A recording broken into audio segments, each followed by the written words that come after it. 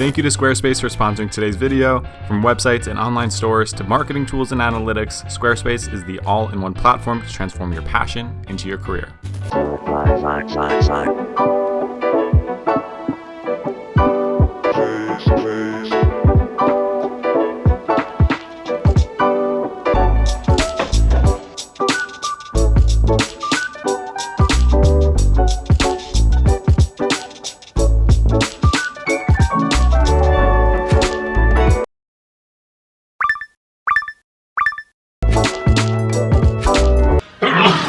Hello guys, welcome to today's video. I have a full painting process, start to finish, just for you guys. Let's get right into it. I've got my canvas primed, my references all set out, and my colors picked, and then all I gotta do is set up my palette. As you guys know, I love my Lukas brand.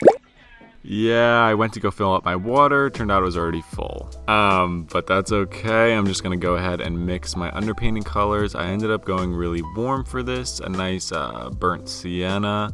Kind of will regret this later on, but that's what painting is all about. Now, I feel like you guys have come to know me as like the underpainting man. I get these comments all the time about underpainting because I really talked a little bit too much about them in my last painting process. So yes, today I'm working on a white canvas, which crazy, I know, shocking, not something you were expecting. However, I regret this, okay? I will be honest and say I second-guessed myself a lot. I went into this painting with high expectations, which in my experience is the road to failure and disappointment. Let me explain.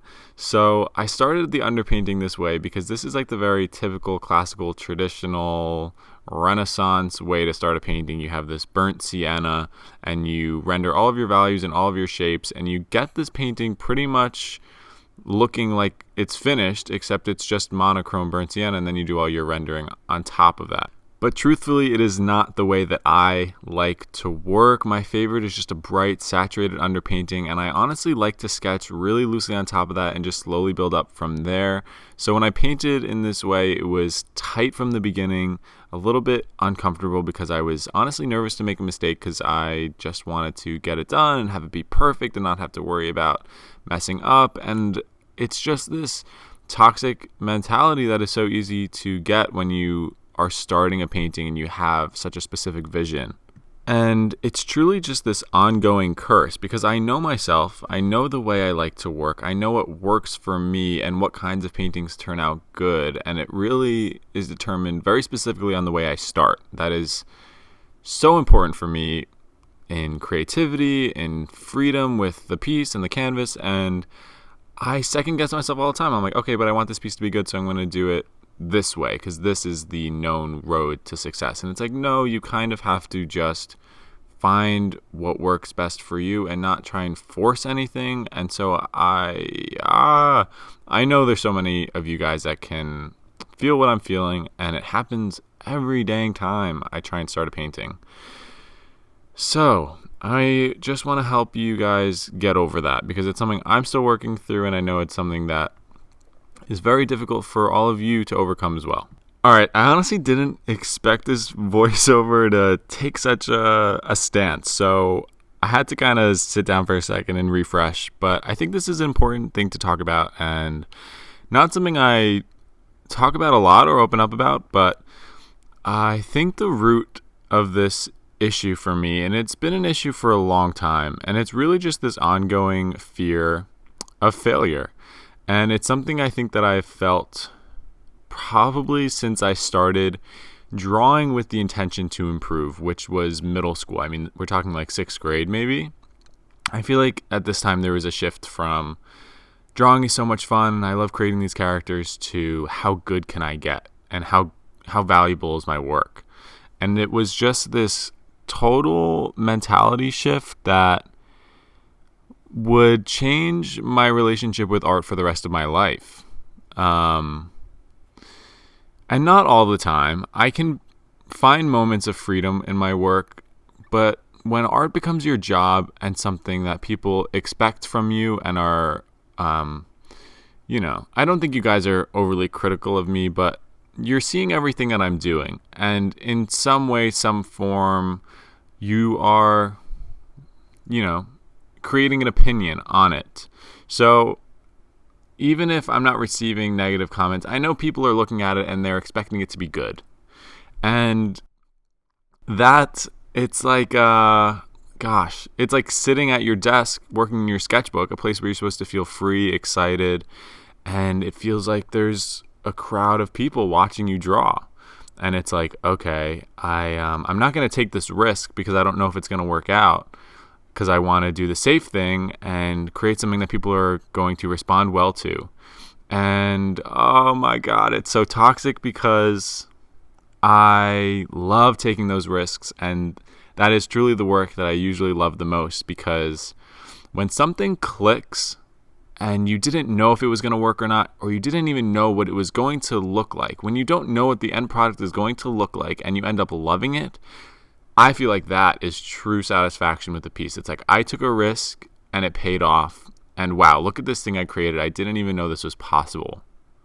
And I've fallen so far into a routine of, I know how this is going to turn out. I know the exact steps I need to take to get me to this end product.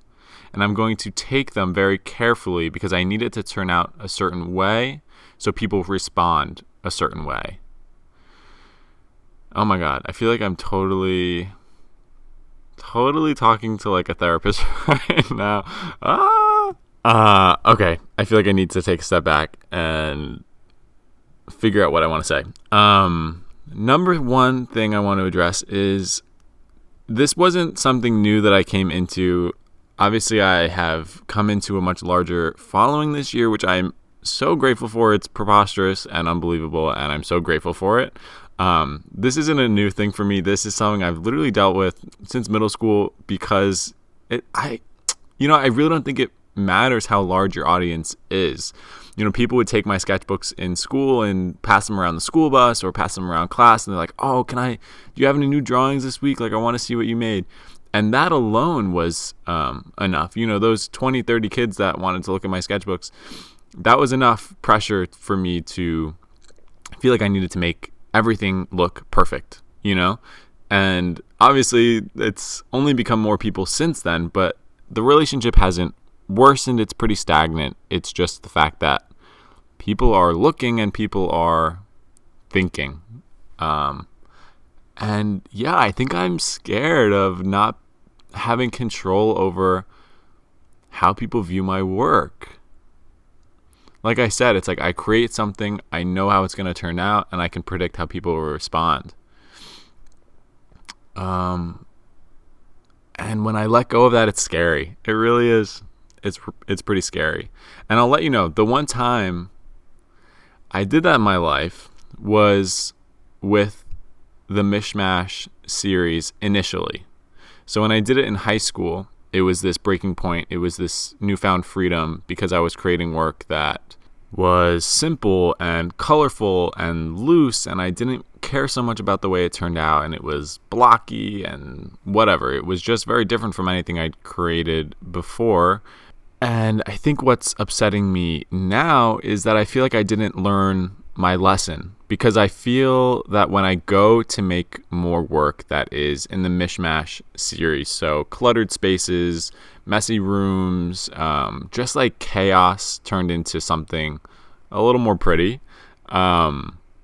I set an expectation for myself where it should be as good as the other work that I made that year, and these are the options I have, these are the certain media and techniques that got me to that point. And I would just fall right into that. And it wasn't fun, again, because it was, this worked, let me just do it again, and I know how it's going to turn out. And so I was like, gosh darn it, I fell right back into this little curse. So then I'm just left to ask myself, like, what do I need to do to escape? What do I need to do to not feel this way anymore? And truthfully, like, these are the things that come into my head. I'm like, okay, has art just become my job and I need to pick up like music or dance because this is just not something I can be loose with anymore? That's something I think about. Truthfully, it's something I have thought about. Obviously not something I think I'll actually do, but it's something that I think about. Another option is I'm going to move into a cave in Arizona and never share my work again, and it'll just be for me, and I'll figure food out another time, and the government will just forget I exist. That's a little extreme. And it just, that was too much. I struggle to see myself existing, doing this for the rest of my life, and not feeling pressure. And I'm struggling to find a voice in my art that is not fueled by a fear of how people will react to it. I think that is the best way I can explain it. Now, if you are still listening 10 minutes into this video, I am assuming that you are in the same position that I am, which means that we're struggling together, which is great, because now you know that there are people in this art community that have the same exact things that they're trying to work through. And the most important thing is that we talk about them and work through them together. So here is, I guess, my advice, what I've learned so far. It's been, I don't know, a long time thinking about this crap. So let me just shed some light, if I may. These are some of the, I guess you would say, affirmations that I try and give myself when I'm thinking about starting new work or just pondering the fact that I cannot get out of my own head. Number one, most important thing is that if art makes you happy, the process of painting, the process of putting pencil to paper, if that is something that brings you joy or relief or just brings you a little peace of mind, that is the value of your work. Okay? So the way people judge it, criticize it, or even love it, admire it, it doesn't really matter. Because if you're doing art because you love it, that is the most important thing. If you start doing art because it makes you money, because it gives you clout, people think you're really talented and you like that attention, you are going to fall out of love with art. I can almost guarantee that. It is the truth. I think when people say, oh, you're a sellout, I think it's less of a judgment of, oh, you're just doing it for money. And it's like, oh, you don't truly love art anymore. You love what art gives you. And it's a total shift.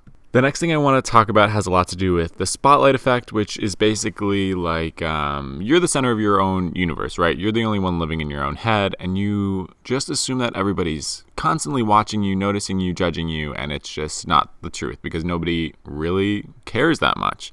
Even when you think about the masters, Renaissance, Impressionism, like any major art movement, Cubism, the known artists, okay, Picasso, Andy Warhol, you have, I don't know, Cezanne, Leonardo, Da Vinci, whoever, just name anybody.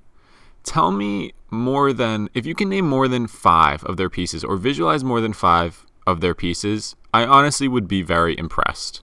Most people would be able to tell you, oh, I know the Mona Lisa. And that's probably all they know. Or they know the tomato soup, okay? And that is just about it.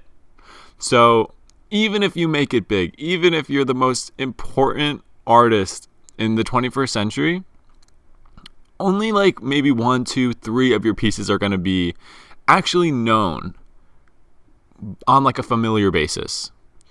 So all the little sketchbook drawings you're stressed out about, all the little, test paintings and experiments you are worried about, nobody's ever going to know about them. Nobody's ever going to see them. So just have fun with it. And this is something I need to tell myself more often because I feel like I'm talking honestly to myself. Nobody's going to see those things. Nobody's going to remember them. You're the only one. And if you don't want to show anybody, you don't even have to. So it doesn't really matter. Okay? I think the last little affirmation I need to give myself is that growth takes a lot of time, whether it's mental growth, which is honestly what I'm trying to focus on right now, just to get myself out of this like kind of toxic mentality, or if it's technical growth or conceptual growth. Nothing's going to happen overnight.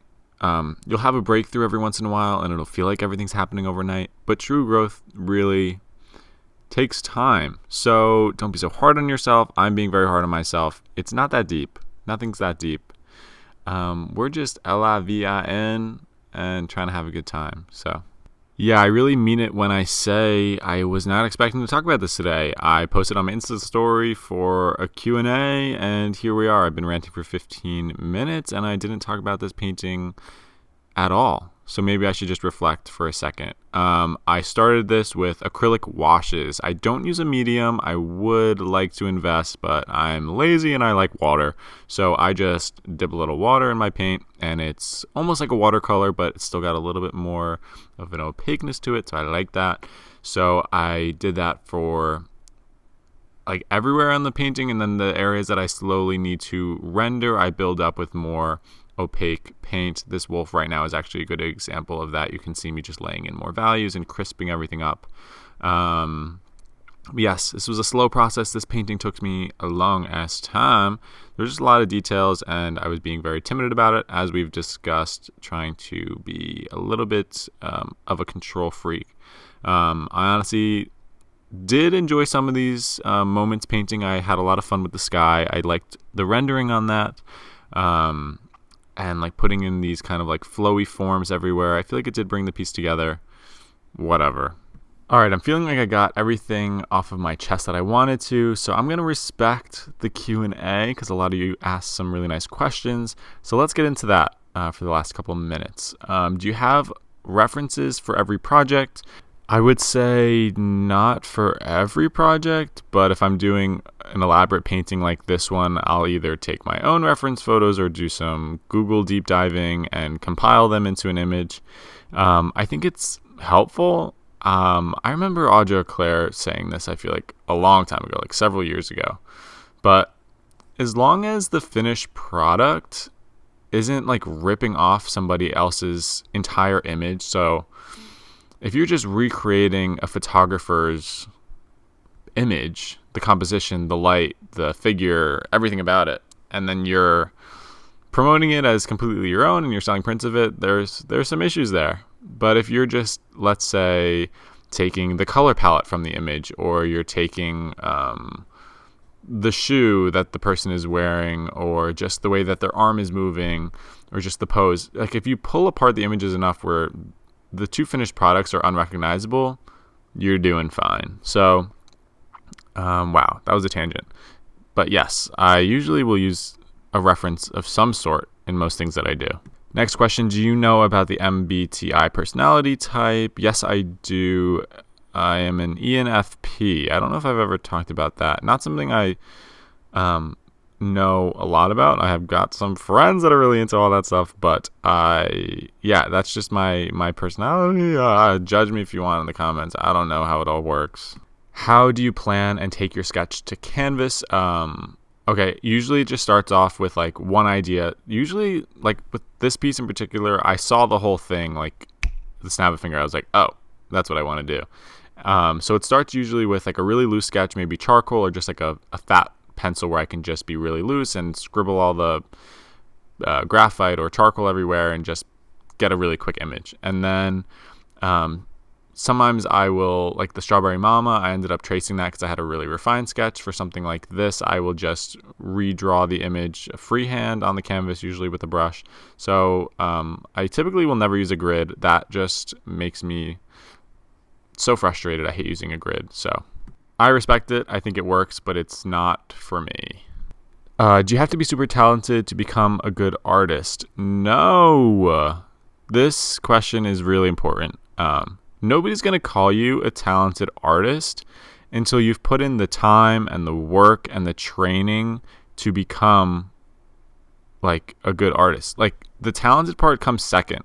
People don't call you talented when you start. They call you talented once you've accomplished something, which I think is really interesting. So no, you just have to be a human to become a good artist, and you just have to have some dedication. How tall am I? I am 6 feet tall. How do I let go of the feeling that my art isn't necessary in the world, making me not even try anymore? I feel like I could make a whole video about this, but this is going to sound really harsh to start, but Your art is not necessary in the world. My art is not necessary in the world. James Jean's art is not necessary in the world. Van Gogh's art was not necessary in the world. Everybody would have lived their lives more or less the same with or without these people's work. The value in your art comes from your relationship with your work, with your process. If that is not enough, you will never be happy being an artist. I fully believe that. All right, I got the finished piece right here ready to show you guys, but before I let you see it, I want to say a quick thank you to Squarespace for sponsoring today's video. From websites and online stores to marketing tools and analytics, Squarespace is the all-in-one platform to transform your passion into your career. I have been building my online presence using Squarespace for over a year and a half, and I could not be happier with the results. When it comes to a professional online portfolio to lock down a client or a beautiful online store to make a sale, nobody does it better than Squarespace. While site templates make your website easy to build, the customization tools will make your brand stand out. All you gotta do is look at my site to know just how much fun you can have using Squarespace. Mine is bright, it's orange, it's in your face, it's crazy, and I love it. And you can do just the same thing using your personal touch. Whatever that may be, you can make it a reality using Squarespace. So if any of this excites you and you want to launch your online store, go to squarespace.com to start your free trial today. And when you're ready to launch, go to squarespace.com/Sorgy and you'll get 10% off your first purchase of a website or domain. Enjoy, go check it out. I hope you guys use it. Thank you again, Squarespace, for sponsoring today's video. And now what you guys have all been waiting for. Yay! Woo! You see it? It's honestly smaller than I thought it was. Relative to my body? What? But there she is. Yeah. Alright. I hope that was exciting for you guys. Yeah, I don't know. That's honestly... Was that uneventful? I don't know. Hopefully you guys like this painting process. Sorry to get so deep in that voiceover. I felt like I had a lot on my chest that I wanted to express, and hopefully you guys resonated with some of that and maybe came out of it feeling strong, confident. That's what we need. Yeah, love you guys. Thank you for being here. I really enjoyed spending this time with you as always, and I'll see you very soon. All right, that's a wrap.